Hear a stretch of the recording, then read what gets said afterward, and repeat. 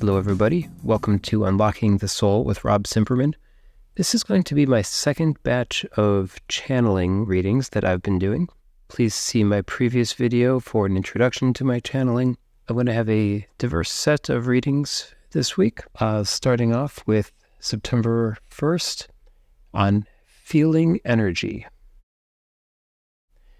My question asked was, what does my spirit guide want me to know? Energy. It's all around you. Reach out. Feel it. That's what you need to practice. Feel the connection. As I said the other day, it's all connected. How, I ask. Find time to sit alone and just feel, not think. It's the next step. You've read about energetic visualizations with glowing orbs moving through you. That's all fine and may help, but you've just got to feel in a new and more subtle way until it strengthens your discernment of these sensations. Who are you? I'm hesitant because I'm hands-off in this stage of life. Others will be forthcoming, but work on the feeling of energy and I'll be back. What will I do with this feeling energy? Why, everything, of course. It's like asking why you should open your eyes. And how specifically should I practice? Take an apple, close your eyes, put your hands over it, feel its life story. Move on to other living things, pets, trees, then eventually people. This isn't knowledge locked away in the Akashic records.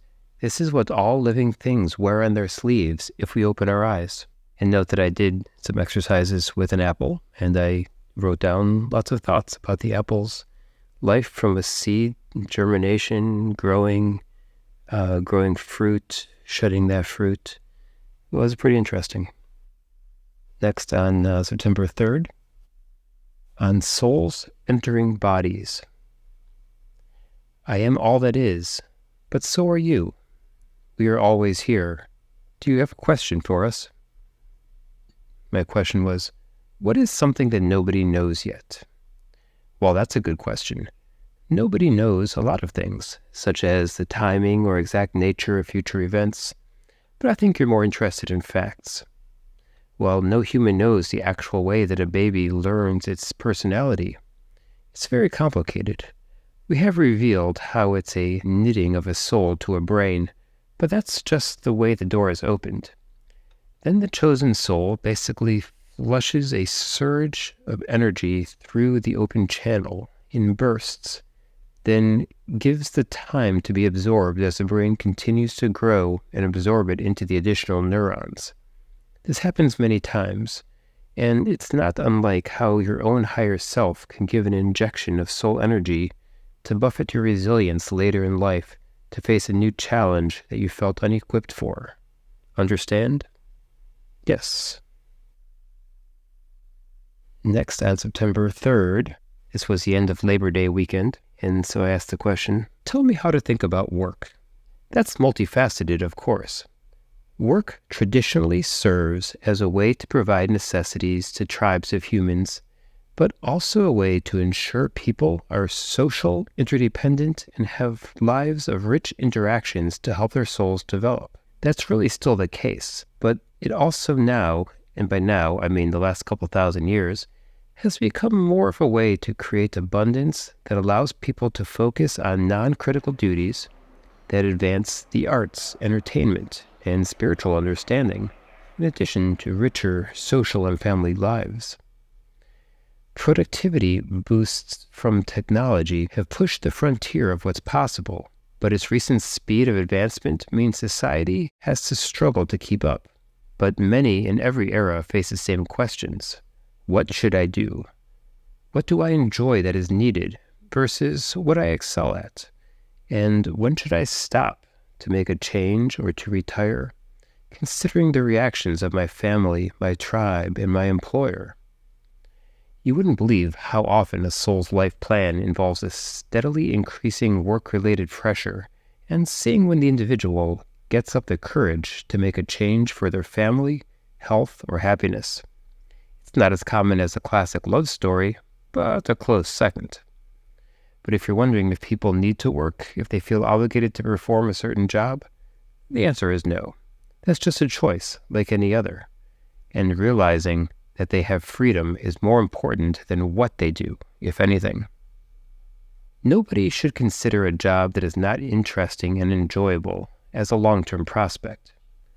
Retirement questions aside, you should always be looking for ways to make it either more fun, more engaging, to learn more from it, to be more impactful, or more social.